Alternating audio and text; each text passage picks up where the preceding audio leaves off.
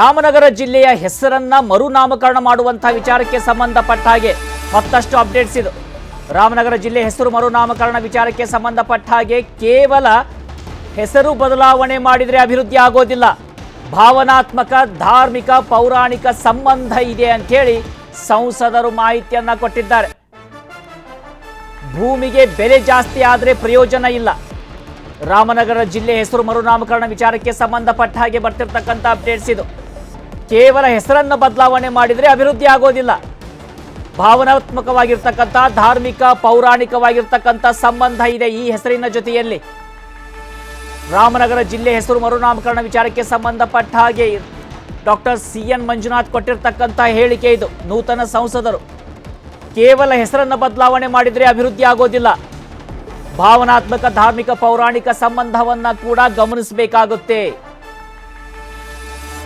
ರಾಮನಗರ ಜಿಲ್ಲೆ ಹೆಸರು ಮರುನಾಮಕರಣ ವಿಚಾರಕ್ಕೆ ಸಂಬಂಧಪಟ್ಟ ಹಾಗೆ ನೂತನ ಸಂಸದ ಡಾಕ್ಟರ್ CN ಮಂಜುನಾಥ್ ಕೊಟ್ಟಿರ್ತಕ್ಕಂಥ ಹೇಳಿಕೆ ಇದು. ಕೇವಲ ಹೆಸರು ಬದಲಾವಣೆ ಮಾಡಿದರೆ ಅಭಿವೃದ್ಧಿ ಆಗೋದಿಲ್ಲ, ಎಲ್ಲ ಆಯಾಮದಲ್ಲೂ ಕೂಡ ಗಮನಿಸಬೇಕಾಗುತ್ತೆ. ಭೂಮಿಯಲ್ಲಿ ಬೆಳೆಯುವ ಬೆಳೆಗೆ ಬೆಲೆ ಜಾಸ್ತಿ ಆಗಬೇಕೇ ಹೊರತು ಭೂಮಿಯ ಬೆಲೆ ಜಾಸ್ತಿ ಆದರೆ ಹೆಚ್ಚಿನ ಮಹತ್ವ ಇಲ್ಲ. ಹಾಗಿದ್ರೆ ಮಂಜುನಾಥ್ ಏನನ್ನ ಹೇಳಿದ್ದಾರೆ ಗಮನಿಸೋಣ. ಜಿಲ್ಲೆಯನ್ನ ಬೆಂಗಳೂರು ದಕ್ಷಿಣ ಜಿಲ್ಲೆ ಅಂತೇಳಿ ಮರುನಾಮಕರಣ ಮಾಡಬೇಕು ಅಂತೇಳಿ ಈಗಾಗಲೇ DCM DK ಶಿವಕುಮಾರ್ ಅವರ ನೇತೃತ್ವದಲ್ಲಿ ರಾಮನಗರ ಜಿಲ್ಲೆಯ ಕಾಂಗ್ರೆಸ್ ನಾಯಕರು CM ಸಿದ್ದರಾಮಯ್ಯನವರನ್ನ ಭೇಟಿಯನ್ನ ಮಾಡಿದ್ದಾರೆ. ಈ ವಿಚಾರವಾಗಿ ಬೆಂಗಳೂರು ಗ್ರಾಮಾಂತರ ಲೋಕಸಭಾ ಕ್ಷೇತ್ರದ ಸಂಸದರಾಗಿರುವಂತಹ ಡಾಕ್ಟರ್ CN ಮಂಜುನಾಥ್ ಅವರು CMಗೆ ಪತ್ರ ಕೊಡುವ ಮೂಲಕ ವಿರೋಧವನ್ನ ವ್ಯಕ್ತಪಡಿಸಿದ್ದಾರೆ. ಈಗ ಅವರೇ ನಮ್ಮ ಜೊತೆಗಿದ್ದಾರೆ, ಅವ್ರನ್ನ ಈ ಬಗ್ಗೆ ಮಾತನಾಡ್ಸೋಣ. ಸರ್, ಈಗ ರಾಮನಗರ ಜಿಲ್ಲೆ ಬೆಂಗಳೂರು ದಕ್ಷಿಣ ಜಿಲ್ಲೆ ಆದ್ರೆ ಸಮಸ್ಯೆ ಏನಿದೆ, ಇದರ ಆಗು ಹೋಗುಗಳನ್ನ ಹೇಗೆ ಲೆಕ್ಕಾಚಾರ ಮಾಡಿದ್ರಿ? ಇಲ್ಲ, ಮೊದಲನೇದಾಗಿ ಈ ಮರುನಾಮಕರಣದ ಪ್ರಸ್ತಾವನೆ ಅಥವಾ ಚಿಂತನೆ ಏನಿದೆ ಅದೇ ತಪ್ಪು, ಅದು ಸಮಂಜಸವಲ್ಲ. ಯಾಕೆಂದ್ರೆ ಹಿಂದೆ ಕೂಡ 1986ನೇ ಇಸ್ವಿಯಿಂದ 2007ನೇ ಇಸ್ವಿ ತನಕ ಅದು ಬೆಂಗಳೂರು ಜಿಲ್ಲೆಯ ಭಾಗವೇ ಆಗಿತ್ತದು. ನಂತರ ಅದನ್ನ ರಾಮನಗರ ಜಿಲ್ಲೆಯಾಗಿ ಮಾಡ್ತು 2007ನೇ ಇಸ್ವಿನಲ್ಲಿ. ಸೊ ಈಗ ನೀವು ಅದು ಮಾಡಿದ್ರೆ ತಿರ್ಗಾ ಹಿಂದಕ್ಕೆ ಹೋಗ್ತಾ ಇದ್ದೀರಿ ನೀವು. ಸೊ ಜೊತೆಗೆ ಕೇವಲ ಹೆಸರನ್ನ ಬದಲಾಯಿಸೋದ್ರಿಂದ ಅಭಿವೃದ್ಧಿ ಆಗಲ್ಲ, ಇದಕ್ಕೆ ರಾಜಕೀಯ ಇಚ್ಛಾಶಕ್ತಿ ಬೇಕಾಗುತ್ತೆ. ನಂತರ ಈಗ ಆಲ್ರೆಡಿ ಬೆಂಗಳೂರು ನಗರದ ಒಳಗಡೆನೆ ಏನಿದೆ, ಒಂದು ಬೆಂಗಳೂರು ದಕ್ಷಿಣ ಲೋಕಸಭಾ ಕ್ಷೇತ್ರ ಇದೆ, ಅದರೊಳಗಡೆ ಬೆಂಗಳೂರು ದಕ್ಷಿಣ ತಾಲೂಕಿದೆ. ಇನ್ನು ಅದ್ರ ಜೊತೆಗೆ ನೀವು ಇನ್ನೊಂದು ಈ ರಾಮನಗರ ಜಿಲ್ಲೆನ ನೀವು ಮರುನಾಮಕರಣ ಮಾಡಿ ಬೆಂಗಳೂರು ದಕ್ಷಿಣ ಜಿಲ್ಲೆ ಅಂತ ನೀವು ಮಾಡಿದ್ರೆ ಜನರಿಗೆ ಗೊಂದಲ. ಏನ್ ದಕ್ಷಿಣ ಜಿಲ್ಲೆ ಯಾವುದು, ದಕ್ಷಿಣ ತಾಲೂಕು ಯಾವುದು, ದಕ್ಷಿಣ ಸಂಸದರ ಕ್ಷೇತ್ರ ಆಗ್ಬೋದು. ಈಗ DK ಶಿವಕುಮಾರ್ ಅವರು ಒಂದು ವಿಚಾರವನ್ನ ಬಹಳ ಒತ್ತಿ ಹೇಳ್ತಾ ಇದ್ದಾರೆ. ಅಂದ್ರೆ ಬ್ರ್ಯಾಂಡ್ ಬೆಂಗಳೂರಿನ ರೀತಿಯಲ್ಲಿ ನಾವು ರಾಮನಗರ ಜಿಲ್ಲೆಯನ್ನ ಅಭಿವೃದ್ಧಿ ಮಾಡ್ತೇವೆ, ಇಲ್ಲಿನ ಭೂಮಿಗಳ ಬೆಲೆ ದುಪ್ಪಟ್ಟಾಗ್ತದೆ, ಇದರಿಂದಾಗಿ ಕೈಗಾರಿಕೋದ್ಯಮಿಗಳು ಬಹಳಷ್ಟು ಇಲ್ಲಿ ಸ್ಥಾಪನೆ ಆಗ್ತವೆ, ಸಾವಿರಾರು ಜನ ಯುವಕರಿಗೆ ಉದ್ಯೋಗ ಸೃಷ್ಟಿ ಆಗ್ತದೆ. ಈ ನಿಟ್ಟಿನಲ್ಲಿ ನಾವು ಚಿಂತನೆಯನ್ನ ಮಾಡ್ತಾ ಇದ್ದೇವೆ ಅನ್ನುವಂತ ಅಭಿಪ್ರಾಯ DK ಶಿವಕುಮಾರ್ ಅವರದು. ಈಗ ಬೆಂಗಳೂರಲ್ಲೇ ಬ್ರ್ಯಾಂಡ್ ಬೆಂಗಳೂರು ಏನಿದೆ ಅಲ್ಲೇ ಪ್ರಾಬ್ಲಮ್ ಆಗಿದೆ.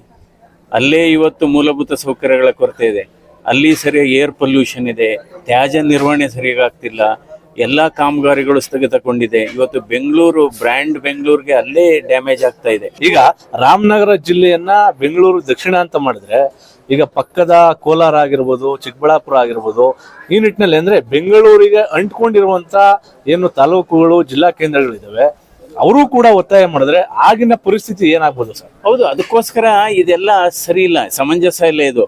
ಇನ್ ಮುಂದೆ ಒಂದ್ ದಿವಸ ತಾವೇ ಹೇಳಿದಾಗೆ ಈಗ ಕೋಲಾರ ಅದು ಬೆಂಗಳೂರು ಪೂರ್ವ ಜಿಲ್ಲೆ ಅಂತ ಮಾಡೋಕ್ಕಾಗುತ್ತೆ? ಅವಾಗ ಬರೀ ಹೆಸರು ಹೇಳೋದ್ರಿಂದ, ಹೆಸರು ಬದಲಾವಣೆ ಮರುನಾಮಕರಣ ಮಾಡೋದ್ರಿಂದ ಅಭಿವೃದ್ಧಿ ಅಂತೂ ಆಗೋದಿಲ್ಲ.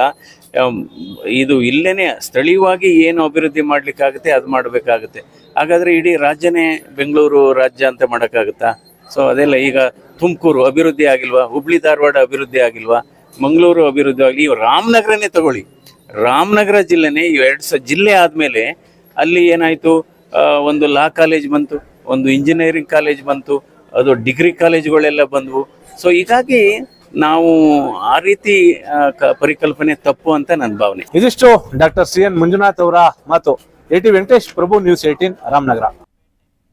ಇನ್ನು ಹೆಸರು ಬದಲಾವಣೆಗೆ ಹಾಸನದ ನಾಯಕರು ಮಾತ್ರ ವಿರೋಧ ಮಾಡ್ತಾ ಇದ್ದಾರೆ ಅಂತೇಳಿ ಶಾಸಕ ಬಾಲಕೃಷ್ಣ ಹೇಳಿಕೆಯನ್ನ ಕೊಟ್ಟಿದ್ರು. ಅದಕ್ಕೂ ಕೂಡ ತಿರುಗೇಟನ್ನು ಕೊಟ್ಟಿದ್ದಾರೆ ಡಾಕ್ಟರ್ ಮಂಜುನಾಥ್. ನೋಡೋಣ. ಬೆಂಗಳೂರಲ್ಲೇ ಜಾಸ್ತಿ ಇದೀವಲ್ಲಪ್ಪ, 40 ಜಾಸ್ತಿ ಬೆಂಗಳೂರಲ್ಲೇ ಇದ್ದೀವಿ. ಬೆಂಗಳೂರು ಬೆಳೆದಿರೋದು ಹಂಗಾದ್ರೆ ನಾವು ಆಯಿತು, ನಾವು ಹಾಸನದಲ್ಲಿ ಇದ್ರೂ ನಾವು ಬೆಂಗಳೂರಲ್ಲೇ 45-50 ವರ್ಷದಿಂದ ಬೆಂಗಳೂರಲ್ಲೇ ಇದ್ದೀವಿ, ಬೆಂಗಳೂರಲ್ಲೇ ವಾಸ ಮಾಡ್ತಾ ಇದ್ದೀವಿ. ಇನ್ಫ್ಯಾಕ್ಟ್ ಯಾರು ಹೇಳ್ತಾವ್ರೆ ಅವ್ರು ಬೆಂಗಳೂರಲ್ಲೂ ಇಲ್ಲ. ಕನ್ನಡಿಗರ ನೆಚ್ಚಿನ ನ್ಯೂಸ್ 18 ಕನ್ನಡ ಈಗ ವಾಟ್ಸ್ಆಪ್ನಲ್ಲೂ ಲಭ್ಯ.